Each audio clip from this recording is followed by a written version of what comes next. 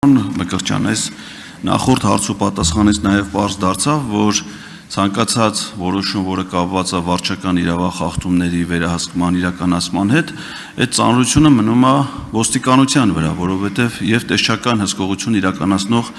մարմինների վրա։ Եվ որպեսզի հնարավոր լինի գնահատել ոստիկանության աշխատանքի օպերատիվությունը կամ արձագանքման ընտրողականության նկատմամբ վերաբերմունքը, ես ուզում եմ երեք դրվագ առանձնացնել ոստիկանության գործողությունների կապված հենց ազգային ժողովի տարածքում գործողության կամ անգործության հետ։ Մասնավորապես վերջերս ազգային ժողով էին մուտք գործել ոստիկանության ծառայողներ, որոնք ազգային ժողովում տուգանեցին պատգամավոր Գառնիկ Դանելյանին ծխելու կարգերը խախտելու համար։ Որոշ ժամանակ առաջ ոստիկանները ազգային ժողովում ձերբակալեցին պատգամավոր Մեհեր Սահակյանին ազգային ժողովի հանձնաժողովներից մեկի նիստի ժամանակ իր օրթոպեդիկ միջամտության գործողությունների հանգամանքներով պայմանավորված։ Բայց 2023 թվականի ապրիլի 4-ին ազգային ժողովում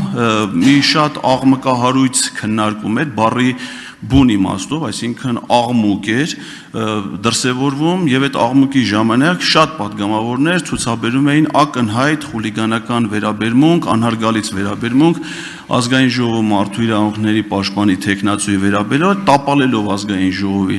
նիստը վիրավորանքներ եւ սպառնալիքներ հնչեցնելով MIP տեխնացուի հասցեին, որի կապակցությամբ ոստիկանությունը որևէ արձագանք չունեցավ, որևէ ձևով չմիջամտեց,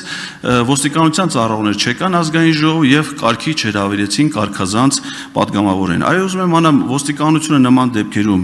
ինչ մեթոդաբանություն է կիրառում, ընտրողականության ինչ դրսևորումներ է ցուցաբերում։ Շնորհակալություն։ Շնորհակալ եմ, պարոն Ղազարյան։ Եթե հակիրճ հարցին պատասխանեմ, ոստիկանությունը դրսևորում է օրենքի առաջ բոլորի հավասարության